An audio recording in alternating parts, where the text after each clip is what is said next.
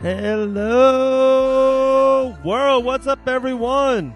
How you doing today, tonight, this morning? Man, happy 4th of July to everyone. Gosh, God bless America. This episode right now, guys, we're all in. UFC 239, the biggest event of the summer, the biggest mixed martial arts event of the year, maybe. John Bones Jones, Amanda Nunes defending their titles. I got to call the professor right now. I got to get him on the line. I got to see what's his thoughts, his insight into the biggest UFC of the year. Guys, let's get bananas. All right, guys, I told you I had to get the man, the myth, the legend on. It's the Professor, John Radford. Brother, how you doing, my man? How we doing, everybody? Oh, I'm doing great, bro. I can't wait. First of all, it's July 4th tomorrow. It is. So I love fireworks, one of my favorite holidays. Just usually everybody's in a happy mood. It's great. I love it. And then, you know what comes along with July 4th and this week every year? International Fight Week. Bro, right? I love it. I love it. I was listening to something today. That's kind of funny you said that. And I love July 4th. As a kid. You're America. Yeah, it's America. It's America. It's always, to me, it's the summer pool, it's friends, it's drinking, it's all this stuff. So I've always loved it. But it's really true. The older I get, Christmas is not about me at all anymore. Especially when you have kids, it's 100% all about your kids, which I love my kids and I love Christmas. But the more and more I think about it, it's like, man, July 4th has become my favorite holiday. I love it. I love it because it's the day that, honestly, we all get together. It does bring International Fight Week, which stokes me out of this world every year. I look forward to this. But it, like you just said, I enjoy it. Christmas is for family and time like that. But this time, I feel like it's the friends and just a happy holiday for everyone to, hey, look, it's hot as hell out in Florida, but we're all going to drink, sit near some water, watch some fireworks, and have a great day because no one has to go to work. 100%. That's what I mean. I love it. Usually, and I work with the summer business, so it's just good. July 4th officially is the Fight Bananas favorite holiday. So we just made that. We made it 100%. Happen, you know? So talking about favorites, let's just talk about this card, which might be my most favorite MMA card of the year. Usually UFC does a big one at the end of the year, that December 30th or 29th. They always do a big one. But you could argue that they try to fight to see which one's going to be better, the July 4th or the end of the year card. You know what I mean? And for me, I'm just going to be blunt. This is my favorite one. I don't think whatever that one does at the end can beat it, top it, because Jorge Masvidal versus Ben Askren. That's your fight of the year? I'm in love with this fight. I want to marry and impregnate this fight. That's how much I love it. All right, I feel you. I'm very, very excited for this fight as well. I feel like it's one of those fights that one of these big, and when I say ego, I don't mean ego in the sense of they're not good guys. I mean MMA egos in their stature. You know what I mean? Their name, the epicness that they're at right now, the level that they're at with their name, their brand, that ego is what I'm talking about. Someone's about to get hurt. Yes. One of those egos is getting chopped hard. Professor, you know what I mean? Oh my gosh, you are 100% locked in, my man. You have nailed it. It is like one of these men forever, like the game changes for one of them. It just does. Funky Ben Askren, undefeated, comes in. You know, the whole Robbie Lawler thing. You got to give the man credit. Yeah, it looked like he got rocked. Maybe the judge ended it early, whatever. But Ben Askren we're past won. It, right? We're past it. He's got the level now. He's on his rise. Yes. And we're past that. Yes, exactly. And he got the W. And if he wins this one, he jumps. He catapults over everyone. He gets a title shot. If he wants GSP, they bring him out of retirement. He gets whatever the hell he wants. It's just that crazy if he gets this win. The opposite. Jorge Gambred Masvidal, after Darren Till knockout in the three-piece in a soda and hanging out with Dave Van Auken in Pensacola Beach, Florida, if this man gets this win, he gets whatever the hell he wants. Shit. It's like you can give him any fight. He can move up a weight class, down a weight class. You give him a title. You can give him both Diaz boys in the first ever triple threat fight in the UFC history. John, this is crazy, man. This is a bananas fight. It really is. And everyone, since this fight has been made, everyone has said that's a main event pay-per-view on its own. Yes. Nowadays, they don't put pay-per-views on unless there's going to be a stack card, like with 3 major fights, that are like title contenders, or it's at least one title fight, right? Sure. That's how it usually works. Yep. But this fight could be on, when it was Fox, would be the main event on a Fox free show. This would be the main event, if they were smart, on a like an ESPN show, like a fight. An ESPN show, exactly, at the top of the line, everything like that. That's what they're, that's what this could be easily at any point. This could headline the card if John and Thiago Santos, something happens, which it's not. Everything's fine. If something happens, it's gonna be. They could easily move them up above Amanda Nunes and Holly Holm, even though that's an epic fight. But to me, this one is like the one I'm really, really looking forward to as well. Out of all the fights on the card, this is one where I'm like, man, I don't know what's going to happen. Gosh, John, you're just on point tonight, man. Like, I'm 100% in agreement with you, and hopefully we'll disagree later in the episode, or we'll just, pat each other on the back all night long. But I'm 51-49. I'm going to give you who I think is going to win and who I'm 100% rooting for who's going to win.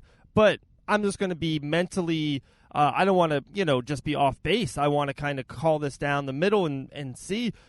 Guys, I'm a Gambred fan. Especially after meeting him. I like his style. I like his moves. I like his aggressiveness. I like strikers. He's just a fun-ass fighter to watch. I'm all in. Gambred, 100%. But I'm just going to keep it real.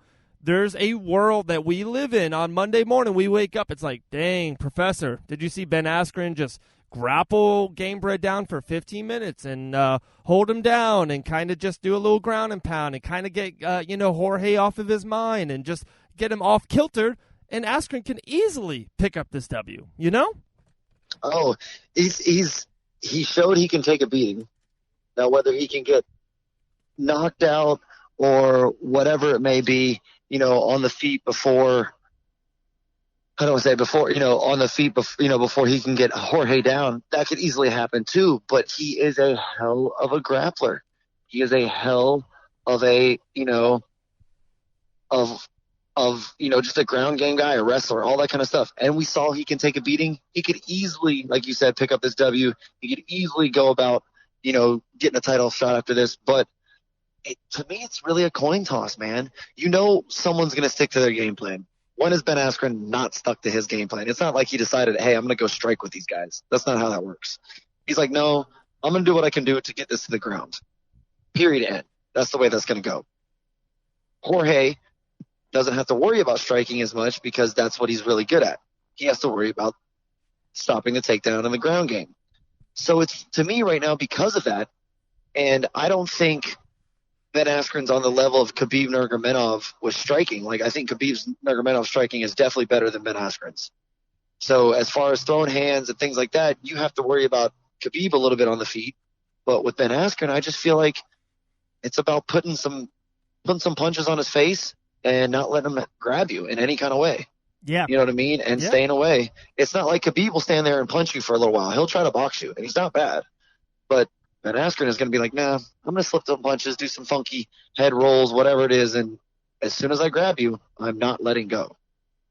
100%. So because of that aspect, it's a coin toss, 50-50 in my book, because you know what the game plan is, Jorge, and Ben knows what your game plan is, so it's like, who prepared better, and who's going to implement that game plan quickly? Do you know what I mean? And who's going to do it the most efficient? Because homeboy's got hands out in this world. We know that. Jorge, and they're fast, they're quick, they're precise. Can he put it on his chin and enough early to get Ben Askren backing up on the back foot, taking terrible shots and not reaching for crap and putting himself in an issue? Or is Askren going to be prepared against a striker enough? He trains Anthony Pettis with, stuff coming at his head and slipping punches, and bang, all of a sudden, next thing you know, he's taking his back and he's on him for 15 minutes, like you said. Yeah. Professor, 100%. I have Jorge Masvidal, first round TKO. What's your prediction right now? Let's put this into. I think we're recording, so this is on a CD or a record somewhere that our kids can go back and listen to it one day. So who's your pick? Well, you know me, man. I'm a Jorge fan too, bro. He put KFC and Popeyes and all the rest of the damn combos with three pieces and the sodas on the map again. Here we go. I went out and bought a KFC box the other day because of this, man. Let's be real. Yes, I want Jorge to win, and I'm going to go all in on Jorge. And I will say that if he finishes it, it's going to be a first-round knockout as well. Wow, great minds. And I don't know that it's a TKO. I think he has to sleep him. I think that if he, TKO him, going to the ground and pounding him out, I don't think that works. I think it's one of those things where you knock him silly, drop him on his ass, and make him get back up and knock his ass silly again until he's asleep. So that ass could face down, ass up. Okay. Hey, I respect that. Before we get into the co and the main event, both titles on the line, you can argue the greatest man and female MMA fighters in the world. There's 3 fights, huge, big names, not getting the pub because of course, the 2 title fights, and then the Masvidal-Askren fight. So real quick, I'm going to throw out these 3 fights. You're like, Dave, let's talk about this for a minute, or, hey, let me just predict this, and this, and we'll run through it. 3 fights real quick. The prelim main event. A lot of people aren't even talking about this. It's the return of Gambred Melendez, one of my all-time favorites. Same thing, all the wars he's been in through Strikeforce and the UFC. Love this man. I'm a big fan of Gambred Melendez. He's facing an up-and-comer Arnold Allen, 14-1. So this is going to be that new guard versus the old guard who's going to, maintain their spots here in the UFC.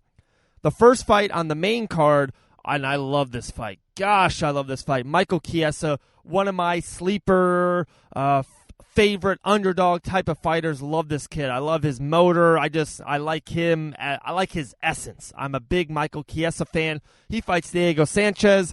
And if you're listening to this podcast, the Fight Bananas podcast, you love Diego Sanchez. I don't know any fight fan who doesn't love Diego Sanchez. So that's just a thriller. That's just, here fans, we're going to start off this mega pay-per-view with a bang. And then also the last one real quick, my man, Luke Rockhold. The main eventer, middleweight champion of the world, before he got slept by Michael the Count Bisping, he moves up to the light heavyweight division. Jan Blachowicz, I hope I said his name right. If not, Blachowicz. Okay. Blachowicz, I think. Okay. Blachowicz. So those are the 3 fights. I love them all. I can give you my predictions because I'm just on money right now. You can take these picks to the bank. You can get 10%, slide it this way, go into my DMs, you know what I'm saying, at David Van Auken. But what fight does, out of those 3, really, really interest you? The last one really interests me the most. Okay. But I can't wait to watch Chiesa and Diego Sanchez. Oh my gosh. That just to me is I'm going to sit back. I'm going to pick Diego, but I'm going to sit back and then just enjoy what is going to be, I believe, a very violent, exciting, crazy little fight. Michael Chiesa puts that man down, Professor. That's fine. I get it. You chose Chiesa. Diego has something in his soul a little left over. Yeah. No, and he's trying to get it out. And I feel that he's going to get it out. He's going to go on like a 4-5 win streak to end his career. Oh, that'd be dope. I'm a big fan of Diego. He's already got 2. Yeah. Wow. I think he gets this one, which is a namer. Apologies. It's all good, my man. So, you're talking about Diego winning 2 more. He's going to get a 4-5 win streak in a row. He's going to fight some dude on the 5th, that's going to be one that he feels confident to win. He's going to get slept, and that's going to be that. I think that's when Diego walks away. And joins Bellator. That could be true, but he leaves the UFC after that. No. Also, man, I'm a big Gambred Melendez fan. For me, I love the old school. I love that Gambred Melendez, Ben Henderson, Carlos Condit, Showtime days. Like, I love that 4-year run. It seemed like featherweight to lightweight. Do you remember him in Strikeforce? Oh, yeah. Oh, dude. Him and Josh Thompson? It was amazing. I met Josh Thompson in Vegas, and that's where the story ends. I met him, and that was it. No, there's more to the story, but this is a family fun podcast, so I got to leave that story what stays right in there. Vegas stays. What happens in Vegas stays in Vegas. Put So that keep story keep that on sacred. the shelf. Put it on the shelf. No, I like it too, but it's just been a little too long for me. Him stepping away a little too long. He's been focusing on, I think, on his wife has been fighting. Yeah, she's and stuff like that. He's been training a lot of people. I just think he's just stepped away a little bit too long. And a guy like that 14-1, don't know a lot about Alan Arnold, whatever one you said. Sorry if I messed up your name, bud, but don't really know a lot about him. I've heard of him. Yes, I'm not, saying that I didn't hear of him. He's on the radar, but he hasn't been a radar blimp that has gotten close to me enough to where I went and checked it out. Absolutely. Okay. In my mind. So, but with that's a scary fight, man. Yeah. That's 14-1. You're Gilbert Melendez. You've been out for a while. Is your veteranism, if that's a word, is your experience level going to take that over and help that, 15 fighter right there? You're going to be able to take him to deep waters or whatever it is you do and just make that work for you? Or are you going to find out when you get in there, your reaction time and all of that is so far lacking that your experience can't make up for it? Luke Rockhold, light heavyweight. Is this too much weight for him? Do you think this is the right weight class for him? He's never been, Michael Bisping put him to sleep. I think these light heavyweights that come down from 220, 230, if they put hands on Luke's chin, it could be a really short resume up here at light heavyweight. Bro, let me put it this way. Okay. I have Jan winning for sure. I would say it would probably be a knockout or TKO at some point. I think he gets caught. I don't think, unless this goes to the ground, that Luke Rockhold one chin holds up anymore, and I don't think he corrected the problems in that area, yet. I just don't think he thinks there's a problem. I think he just thinks these guys are getting lucky. I mean, this is just me talking. He could completely be thinking the world 100% changed everything that was going wrong with him. Because to me, my opinion of it is that and it's just an opinion, his chin hangs out over his, high. It kind of sticks up in the air now. He thinks he's longer than every fighter and doesn't make the correct angle steps, and he leaves his chin out there and hands aren't up. You know what I mean? It's just, he's getting a very relaxed style that way, and he doesn't throw nearly as many kicks as he used to, which I think kept a lot of guys at bay because he kicks very, very well. And I just don't think that he's changed anything. And I think Jan Blachowicz is going to say, you took one bite out of the sandwich too big that you can't handle. Wow. Coming up to 205 with me. Wow. And because Homeboy's good. Yeah. Homeboy's good. Jan is good. Okay. It's that simple. Well, talking about kicking, that is called a transition. Holly Holm versus Amanda Nunes, female championship on the line. Holly Holm has experience in shocking the world, going up against the heavy favorite champion and creating history. She has that in her back pocket. But Professor Amanda Nunes, the greatest female fighter of all time, no arguments, there's no complaints. She just walked through Chris Cyborg like hot knife through butter.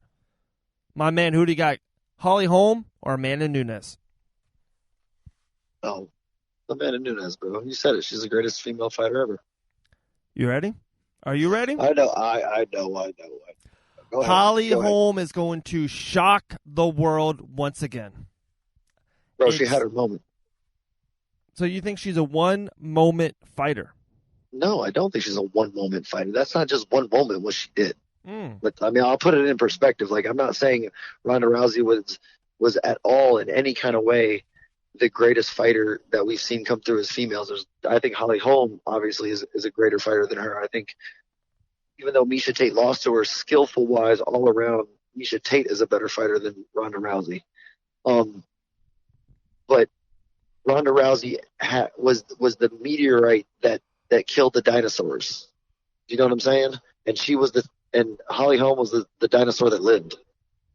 It was the most epic moment ever. So it's not, you can't just call it one moment, but we're literally speaking about the greatest female fighter on the planet.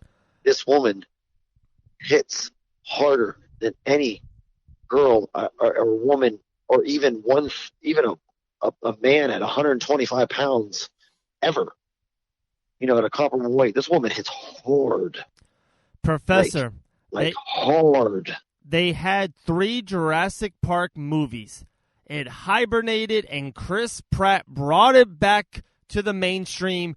It came back to life, and that's what Holly Holm is going to do this Saturday night at UFC 239 co-main event. She hibernated for a little bit. She won one, lost one, won one. She didn't get the job done against Cyborg, Valentina the Bullet.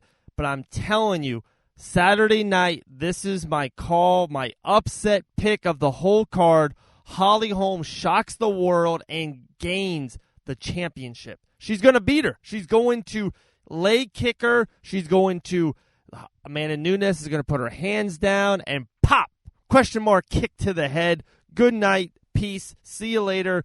Give Dave his 10%.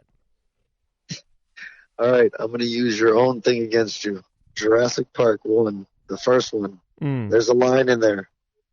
Nature finds a way. Bro, Amanda Nunes is nature.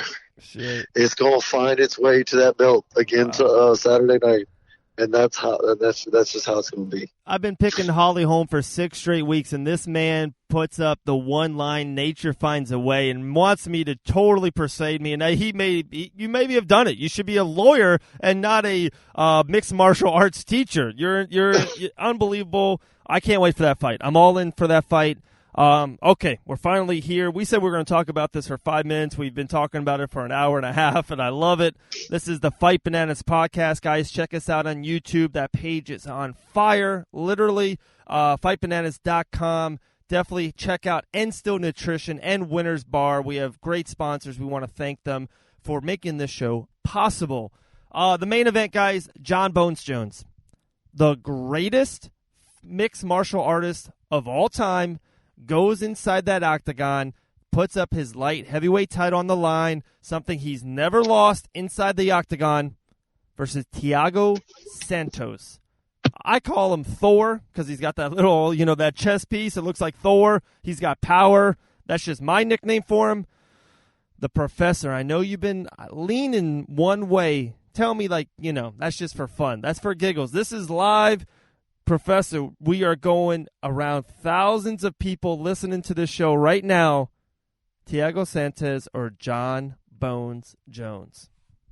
Bro, we have a bet on it. We have $1 on it from like a month and a half ago, 2 months ago. I know. I have Thiago Santos, you're bro. You're going all the way through. You're following it. I love this. You're like the captain. I have to. It's like I bet $1. I'm gonna ride with it. I'm gonna ride. So if he beats him, is it a shocking, just an overhand right or something like that? He catches him and he just puts him out. Yeah. Okay. Oh yeah. There's no way he beats him. Bomb that just lands. There's no T.J. Dillashaw, Henan Barrow on this, right? No, he's not beating the shit out of Jon Jones like that. Hell no. Okay. I just want to make sure. I want to see where you're at. I'm not a dummy. I respect your opinion more than anyone in this game, so I want to see where your mind's at. Okay. Since it's on television, not television, since it's on here and it's recording, you know what I mean? Maybe one day television, but we'll see. So since it's on here, I am picking Thiago Santos because I said all year long this year I will pick against Jon Jones. I do, however, think Jon Jones is the greatest MMA fighter of all time. It's ridiculous what he can do in there. And, yes, this has to be a one-punch killer thriller. Something just hits so hard, and he just goes to sleep, bro. And that's it. Otherwise, get ready for the greatest MMA fighter to put on a show like he normally does. Yeah, I am ready for that. And I don't think he does it early. I think Jones will respect his power, and I think Jones is so cerebral. Cerebral? I think I said that right. Yeah. And he wants to find the weak spots in Thiago's game. Is he going to wrestle him? Is he going to throw bows with him? Is he going to leg kick him to death? And I think Jones... I think you nailed it right there. I think we're going to see a monster leg kicker coming up. I think they're going to nullify his power so he can't plant on that front leg. And he's just going to I think so too. Kick the shit out of him. if you're fighting someone with major power and they're going to, put in that boxing step, Bones should kick the crap out of that calf. And that's been a dangerous piece. I feel like that's getting more usage in the MMA game, is that heavy calf kick, and that puts a man down or a woman. You know what I mean? Yeah, I think also, he lands a good front kick to the face or a roundhouse off of those leg kicks that lands flush, and that kind of starts the whole process of if he gets a finish or gets him to the ground. I think it starts with the leg kick, some hands, but the distance stays played for a while until he can get a good question mark or just a straight high kick, a good level, point your knee low, come up high type thing, not necessarily question mark, but just fool him, look down at the leg, kick high, whatever you want to call it. I think it's going to be something that hits him square with a kick that will start Jones to start praying, and not be so cautious anymore. That's if Iago doesn't catch him. This card is so damn good. It's so entertaining just to talk about it. Talk about the fights. We just talked about 6 fights. There's still 5 more. And these fights, I love it when it's major implications. Either way, guys, if Holly Holm wins, she can start putting her name up there, beating Rousey, beating Amanda, 2 different weight classes, all this, historic stuff. If Amanda wins, you just put it in cement. You put it on her gravestone, the greatest female MMA fighter of all time. Same thing with Bones and Santos if he gets the unbelievable, crazy upset that the professor has called. The Masvidal Askren fight, and even the first 2. Michael Chiesa on the rise. Does Diego Sanchez end his career in the UFC on an upward swing? How about Luke? Bro, I'm telling you, that could be easily fight of the night. Oh yeah. It's a unbelievable card. Major props to the UFC matchmaking ability. Dana White, International Fight Week. They just did a phenomenal job. One last thing before we kind of go, I do want to say 2 things. One is, we have a really cool podcast coming up Monday or Tuesday. We're going to do like a 239 recap, but we're going to add in Mighty Mixon himself, Chris Mixon. It is the prodigy? The prodigy? Yes, of the professor. One of the best amateur mixed martial artists in the state of Florida, combat night champion. He has a humongous boxing fight for Undisputed Promotions on July 13th. So we're going to have him on the show. We can't wait to talk to him about that. And let's just talk about UFC 239. Let's see what Masvidal did. Let's see what John Jones did. Let's really put a bow on it. And we're either going to be really happy people, Dave, or we're going to be looking at each other going, wow. Yeah. Wow. That could. And the second thing is, we've been getting so much love lately, with the fightbananas.com, all of our social media pages, Instagram, Twitter, Facebook, and, of course, the YouTube page. One thing I want to start doing, John, I think you're going to love this too. I want you guys, the fans, the podcast, we see it being downloaded in over 40 states. We appreciate you guys. I'm going to open up the DMs. Instagram, go on the Instagram page, Fight Bananas. Spell it correctly, guys. Fight Bananas. Slide into the DMs. Ask us anything you want. If you want to say, do it for real. Right? Ain't that cool? If you want to know the professor's top 10 favorite fighters of all time, go for it. If you want to know what you think they should do to the flyweight championship, Henry Cejudo's hurt. Should they put a vacant title? Should they, wait till he gets back? Any question in mixed martial arts or boxing, the professor knows boxing inside and out. Slide into the DMs. It's wide open for you guys. Dave or the professor, John Radford, will answer the questions for you. I think that'd be fun. I want to grab the fans. I want to grab the Fight Bananas community and welcome them in.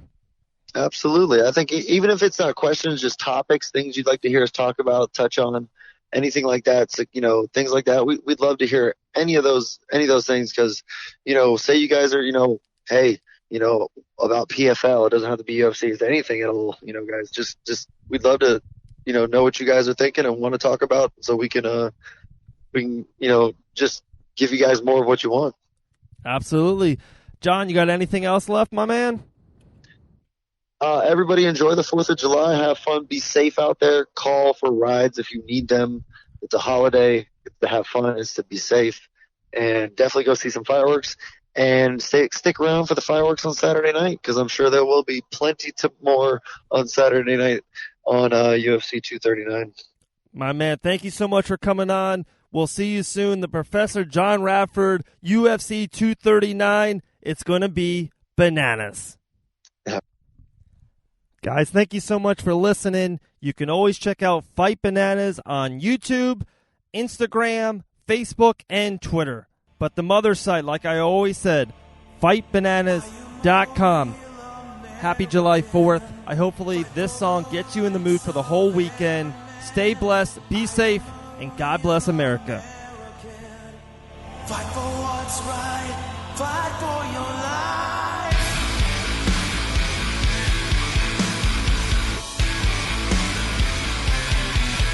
When it comes crashing down and it hurts inside, you gotta take a stand, it don't hurt.